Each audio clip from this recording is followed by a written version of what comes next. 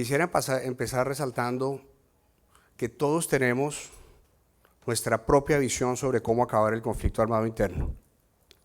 Y esa visión viene a veces sin darnos cuenta de la forma como hemos vivido el conflicto, porque este conflicto ha sido tan brutal que ha generado en nosotros unos sentimientos muy fuertes. Ha generado en nosotros sentimientos de dolor, de rabia y, por qué no decirlo y reconocerlo, de sed de venganza. A mí me parece que es muy importante reconocer esos sentimientos y reconocer que es legítimo que hay personas que aún los tengan. Pero también es importante que nosotros como país nos demos la oportunidad de entender que un país anclado en el miedo, anclado en la frustración, en el resentimiento y en la sed de venganza, es un país anclado al pasado. Y el compromiso y la oportunidad que nosotros tenemos es seguir construyendo, como lo estamos haciendo realmente, un mejor futuro. Y tal vez lo primero que tenemos que hacer para lograr eso es reconocer nuestras diferencias profundas. Y no estoy hablando de las diferencias profundas que tenemos con las FARC y con el ELN, que siempre van a estar ahí. Estoy hablando de reconocer las diferencias profundas que tenemos quienes estamos de este lado de la mesa, quienes hemos respetado la Constitución y la ley, porque legitimando esas diferencias y apreciando las opiniones de quienes piensan distinto, es como nosotros realmente podemos construir civilidad, ciudadanía y sociedad. Y hay una distinción que es muy importante. La diferencia de opiniones no necesariamente implica estar divididos. Pero no solamente eso, la diferencia de opiniones es fundamental en una sociedad. El disenso es fundamental en una democracia. ¿Qué tal que todos pensáramos lo mismo todo el tiempo? ¡Qué peligro! Entonces, tal vez lo que hay que hacer es reconocer la legitimidad y la importancia del disenso. Reconocer la legitimidad y la importancia de las opiniones que son contrarias, opuestas a lo que nosotros pensamos, pero también tener la disposición de entender para resolver y entender para encontrar un frente común de trabajo que nos permita movernos hacia adelante. Y esa conversación de ayer también me hizo reflexionar sobre algo que nosotros como equipo negociador pensamos mucho, y es ¿para qué estamos haciendo esto y para quién lo estamos haciendo? Nosotros no estamos haciendo esto por las FARC y nosotros no estamos haciendo esto para las FARC. Nosotros estamos haciendo esto, en primer lugar, por las víctimas del conflicto colombiano y también por todos, por los 50 millones de colombianos, para que todos tengamos mejores oportunidades. Y con esa filosofía, dentro de un contexto militar donde íbamos ganando gracias a 8 años de política de seguridad democrática, dentro de un contexto diplomático que permitía tener una agenda de negociación que nos representara como gobierno y dentro de un contexto político que nos permitía tener un margen de maniobra, es que construimos una agenda y hemos obtenido unos resultados que voy muy rápidamente a compartir con ustedes para que nos deshagamos de algunos mitos que tenemos acerca del proceso, porque todo lo que hemos hecho está dentro de los principios democráticos y todos los acuerdos que hemos hecho están dentro del sistema capitalista. Eso sí, buscando medidas y acciones que, en mi opinión, son indispensables y necesarias con acuerdo de paz sin las FARC o sin acuerdo de paz sin las FARC. Todo lo que está en los acuerdos del punto rural, del punto político y del punto de cultivos ilícitos son temas que nosotros tenemos pendientes como sociedad hace 50 o 60 años. Hagamos un repaso. En el tema rural, que se llama la Política de Desarrollo Agrario Integral, tenemos un punto sobre el acceso y uso de la tierra, que es una de las principales causas del conflicto en Colombia. Creamos un fondo de tierras, pero ese fondo de tierras no se alimenta de las tierras de los empresarios, se alimenta de los baldíos de la nación. ¿Qué son los baldíos de la nación?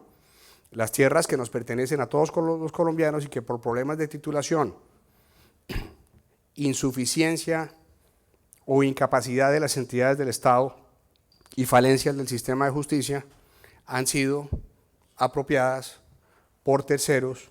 Son tierras, entre comillas, que nos han robado unos particulares a todos los colombianos y que deben tener un dueño distinto y un mejor uso. Tenemos también acordado un plan masivo de formalización para la pequeña y la mediana propiedad y estamos creando una nueva jurisdicción agraria. Esa creación de la nueva jurisdicción agraria realmente lo que reconoce es que en las regiones de Colombia, en muchas de las regiones de Colombia, tenemos incapacidad para proteger la propiedad privada.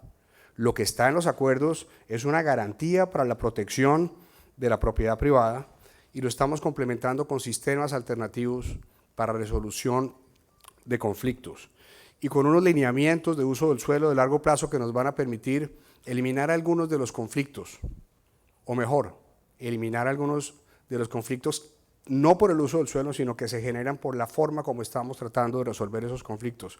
Por eso uno de los acuerdos que hicimos en La Habana tiene que ver con la creación de una instancia al más alto nivel para definir los criterios de uso del suelo.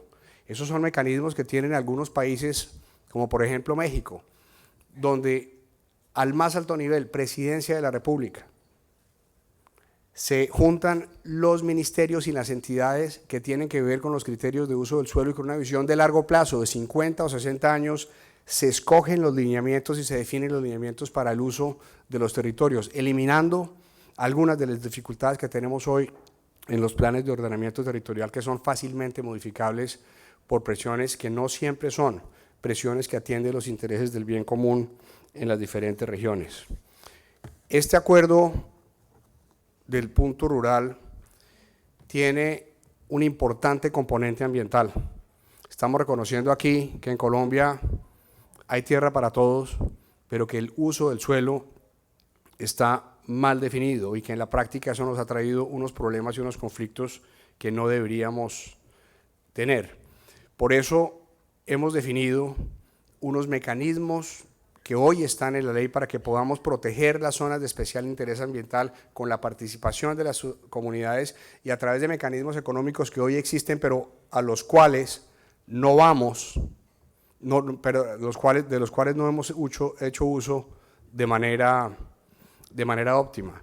Otro de los componentes del acuerdo tiene que ver con infraestructura, e infraestructura significa conectividad.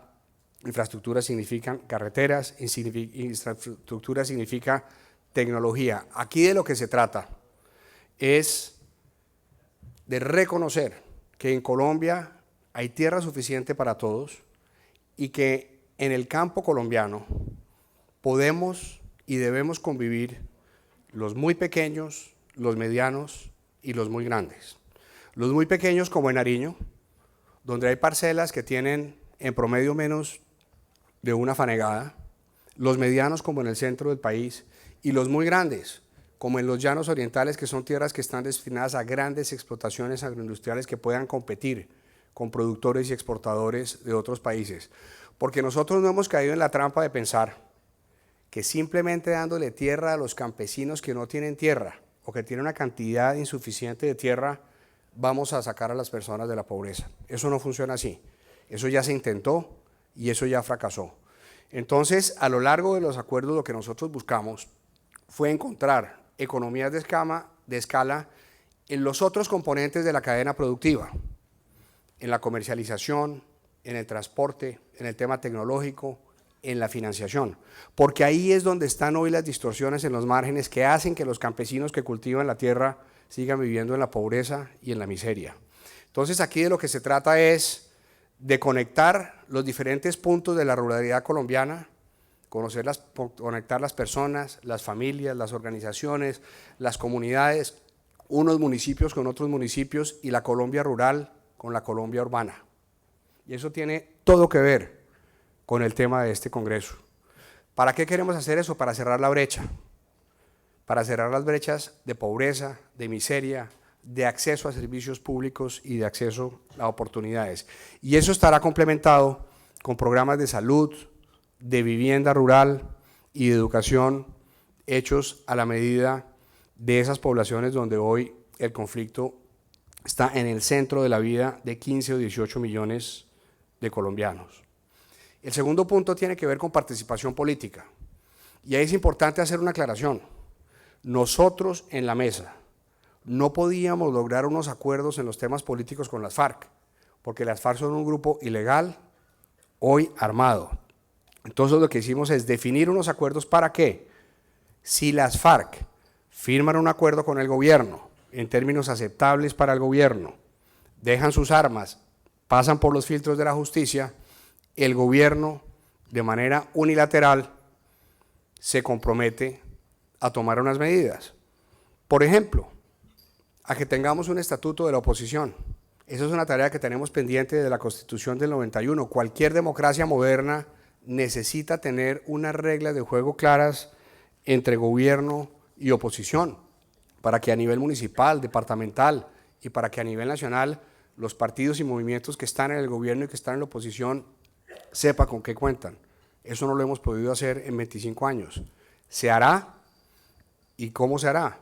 Habrá un comité convocado por el gobierno nacional, donde cada partido o movimiento tendrá un representante. Las FARC, si se convierten en partido político, tendrán uno de 12 o 13 votos, y ese comité propondrá unos lineamientos y el gobierno propondrá unos lineamientos al Congreso para que tengamos un estatuto gobierno-oposición. Tenemos un capítulo de garantías de seguridad para el ejercicio de la política para las personas que se desmovilicen, y vamos a crear una comisión que modernice el sistema electoral colombiano. Tener un sistema electoral moderno va mucho más allá de poder contar los votos en una hora el día de las elecciones. Tener un sistema electoral moderno significa tener un sistema al que todos los ciudadanos podemos acceder para votar realmente de manera libre, sin tener presiones de tipo económico, de tipo político o limitaciones de acceso a los puestos de votación. Colombia es uno de los países del mundo con menor participación el día de las elecciones. ¿Por qué? Porque los ciudadanos no creen en el sistema. Entonces, esos son temas que tenemos que resolver nuevamente, con acuerdo de paz con las FARC o sin acuerdo de paz con las FARC. ¿Y eso cómo se va a hacer? El gobierno va a convocar a una misión electoral para adelantar esa tarea. Y hay un tema que queda pendiente, que es el de las circunscripciones territoriales especiales de paz, que definiremos con las FARC una vez finalicemos el punto del fin del conflicto. Los otros temas del punto político tienen que ver con participación ciudadana, y ahí el principal compromiso es que el gobierno pasará un proyecto de ley que regule y recoja y modernice y actualice las normas en los temas relevantes a participación ciudadana. El tercer punto que nosotros acordamos tiene que ver con cultivos ilícitos y narcotráfico. Y ahí hay tres cosas: unos programas voluntarios de sustitución de cultivos ilícitos, entendiendo que se van a realizar dentro del marco de implementación de lo que se llama los planes de desarrollo con enfoque territorial. Es decir, los campesinos que hoy cultivan coca van a tener un tiempo para hacer un tránsito a los cultivos formales. Si en ese tiempo no escogen pasarse a la formalidad, el Estado mantiene todas las herramientas preventivas y punitivas que tiene hoy para que esos campesinos dejen los cultivos de coca. El segundo elemento tiene que ver con programas de prevención en salud pública, especialmente en los grupos etarios y en las ciudades donde vemos que los patrones de consumo son más preocupantes. Y el tercero tiene que ver con el fenómeno de la producción de narcóticos. Aquí, básicamente, lo más importante es lo que quedó escrito en el acuerdo, y tengo algo entre comillas. Aquí dice: las FARC se comprometen a contribuir de manera efectiva por medio de acciones prácticas a la solución del problema de las drogas ilícitas y a poner fin a cualquier relación que se hubiera presentado con este negocio.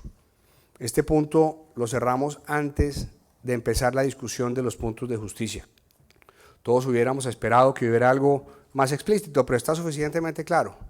Y los acuerdos tienen compromisos que abarcan la totalidad de los puntos. Eso lo que quiere decir es que los beneficios del sistema de justicia están sujetos al cumplimiento de todos los acuerdos en su totalidad. En el caso de las FARC, esto tiene una estrecha relación con la reparación material a las víctimas y que con contribuir al desmantelamiento de las organizaciones de narcotráfico con las cuales hubieran podido tener o tienen o han tenido negocios. ¿Cómo afecta todo esto el tema urbano y el tema de las ciudades?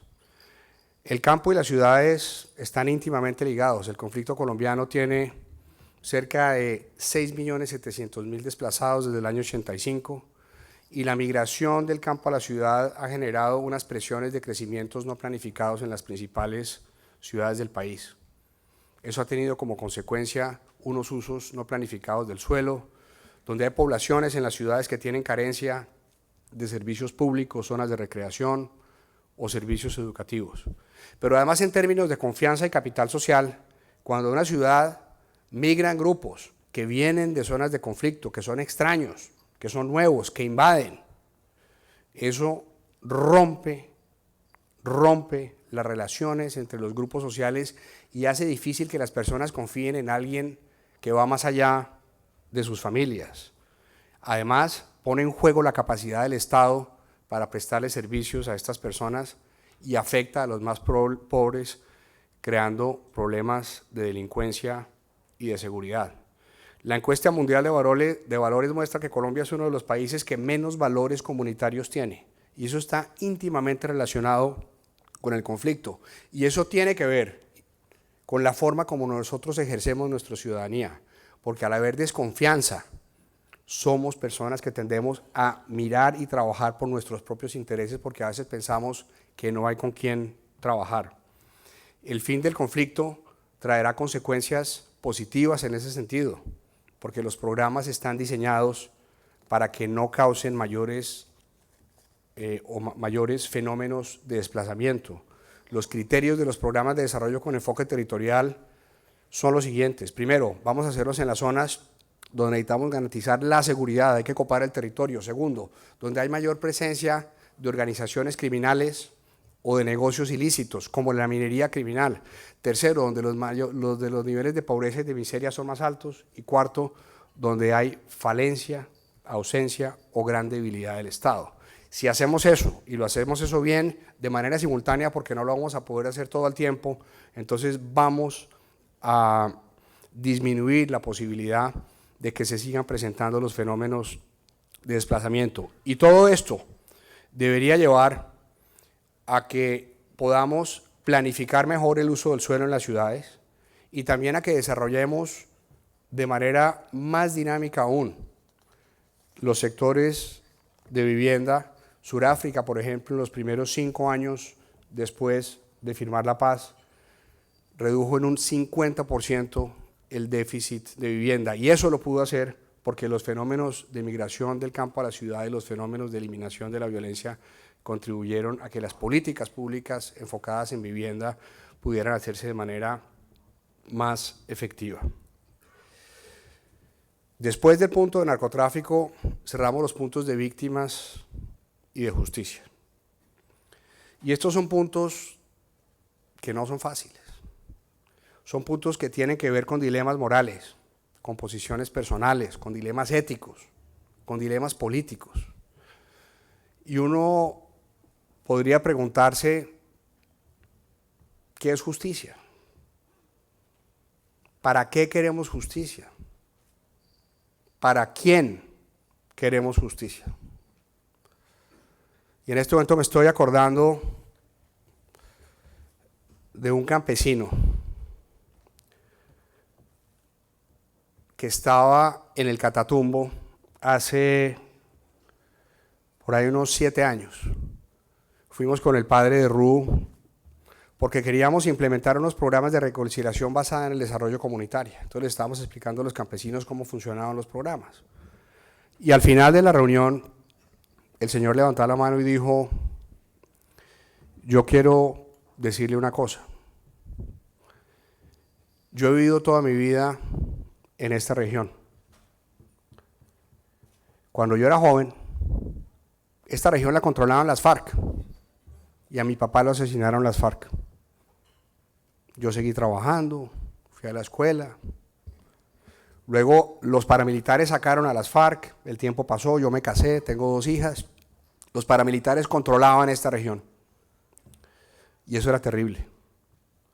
Yo tenía que proteger a mi esposa y a mis 2 hijas y esconderlas en bolsas de basura por la noche para que no les hicieran nada. Pero no lo logré.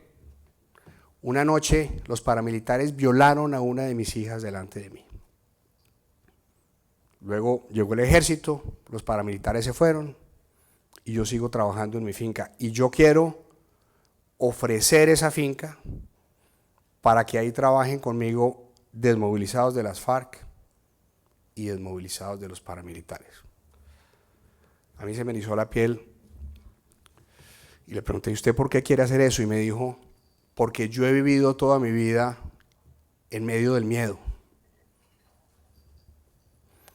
Y yo quiero que mis hijas vivan algo distinto.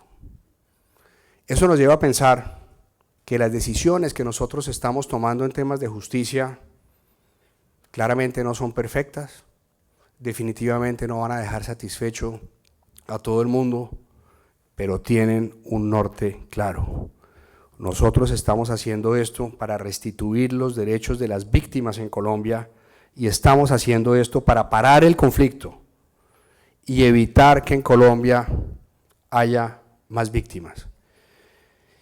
Y lo hemos hecho bajo el principio de reconocer que las víctimas están en el centro del acuerdo y bajo el principio de las FARC de reconocer responsabilidades, respetando los principios de la justicia transicional, de conocer la verdad, de que haya justicia, de que haya reparación simbólica y material y de proveer garantías de no repetición.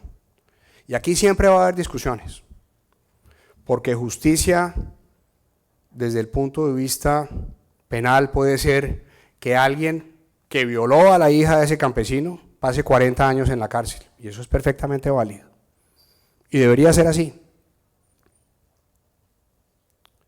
Pero desde el punto de vista de las personas que están en la mitad del conflicto, de otra niña que no esté en el Catatumbo, sino hoy esté en el Putumayo y tenga el riesgo de ser reclutada por un grupo armado ilegal. Ahí puede caber un concepto de justicia que dice que justicia es hacer lo mejor para la mayoría. Y es claro que aquí hay que hacer una transición, porque si nosotros quisiéramos imponer penas a cada uno de los delitos que se ha cometido, sería absolutamente imposible hacer un acuerdo de tipo político.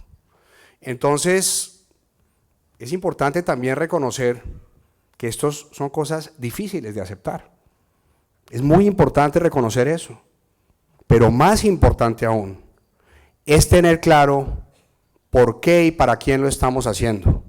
Y lo estamos haciendo para que esos millones de colombianos que han sufrido el conflicto y que están atrapados por el conflicto tengan otra opción y tengan otra oportunidad. Esto no lo estamos haciendo por las FARC ni para las FARC.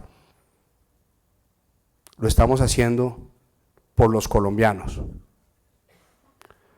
Y el sistema de justicia especial para la paz tiene como principio rector la verdad plena, y hay una autopista de 3 carriles.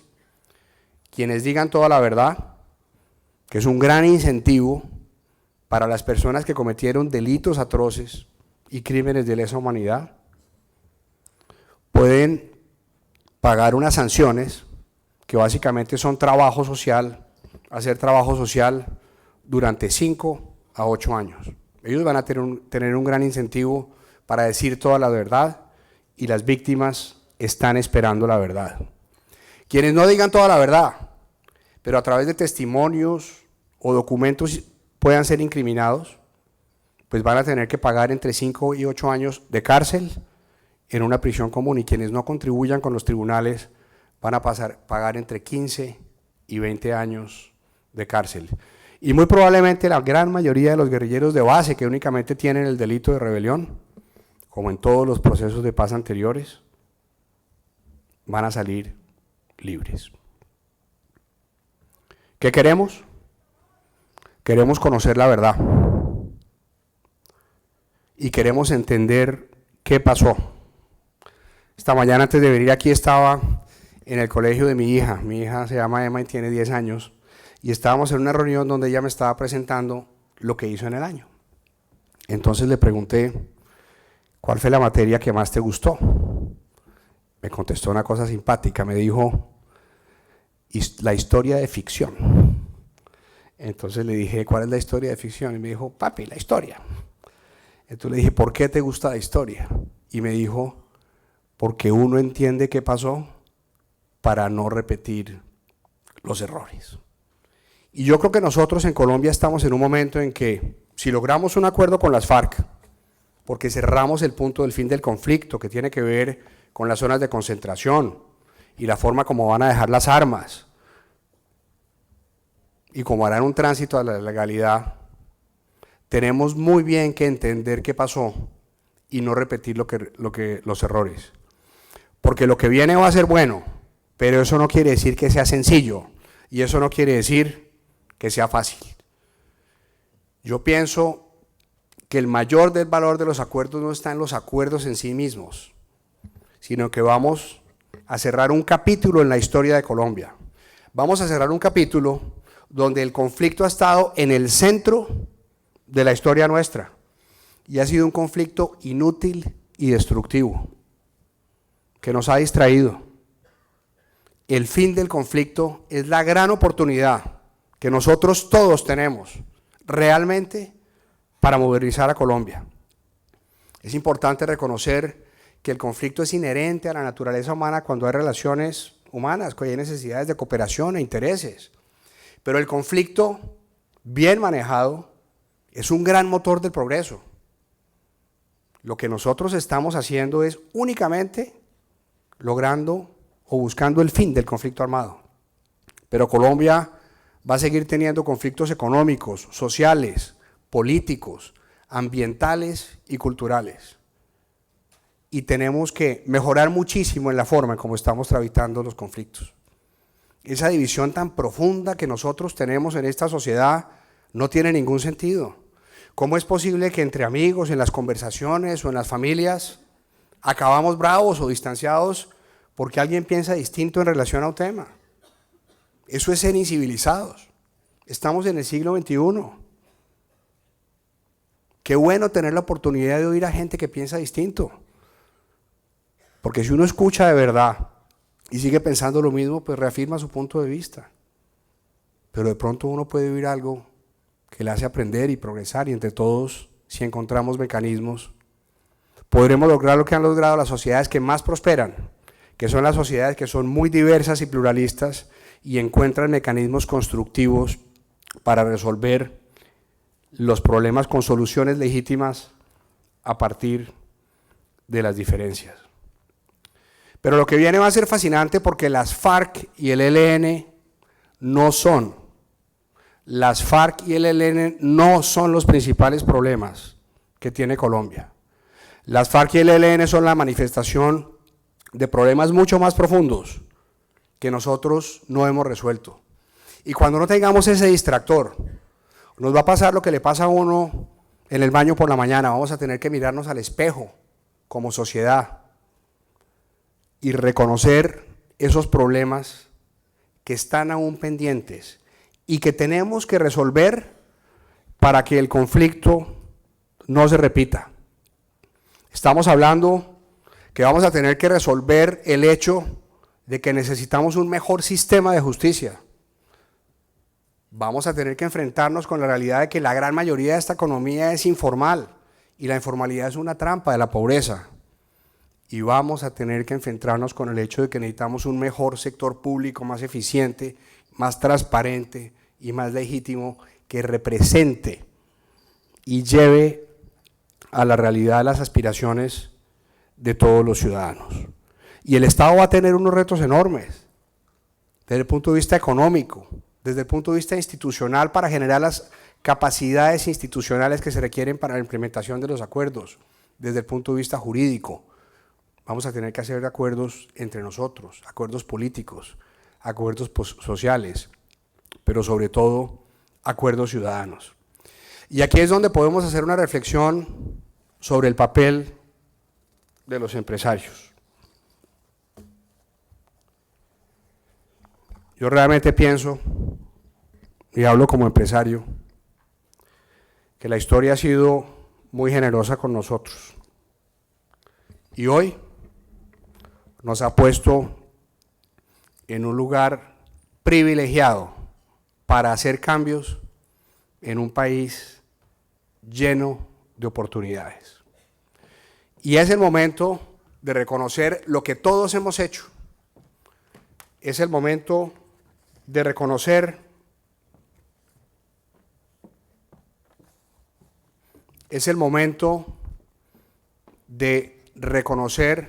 lo que han hecho y lo que pueden aportar quienes piensan distinto. Yo diría que es el momento de ejercer nuestra ciudadanía de una manera más amplia. Es el momento de ir más allá y de, en lugar de pensar como Milton Friedman, que decía que la única función de las empresas es generar utilidades, pensemos un poco más como Michael Porter, que ha comprobado que las empresas que más crecen y más prosperan son las empresas que invierten en su entorno. Vamos a tener que ir mucho más allá de los programas de responsabilidad social empresarial y vamos a tener que encontrar maneras para incidir, influir y, si es necesario, meternos a ejecutar los cambios que queremos que sucedan en nuestro país. Y hay mecanismos para hacerlo y tendremos más. Finalmente, yo quería cerrar diciendo que algunos piensan que tenemos que escoger entre la guerra y la paz, o entre la justicia y la paz, o entre la seguridad y la paz. Eso no es así. Nuestra visión de país debe ser construida no solamente en lo esencial, sino lo mejor que podemos tener. No hay reconciliación sin orden, no hay paz sin seguridad y no hay progreso sin justicia. Y por eso, como requisitos de lo que viene hacia adelante, necesitamos orden, seguridad y justicia para poder progresar reconciliados. Y este es el momento de que nosotros todos tengamos visión para ir más allá y ver más allá e imaginarnos un país moderno y próspero y pensar en grande. Es el momento que va a requerir de carácter para fijar el rumbo, que va a requerir de disciplina para ejecutar con método y va a requerir de grandeza y generosidad para que sean otros colombianos, inclusive aquellos que no han nacido, quienes se beneficien del fruto de nuestro trabajo. Muchas gracias.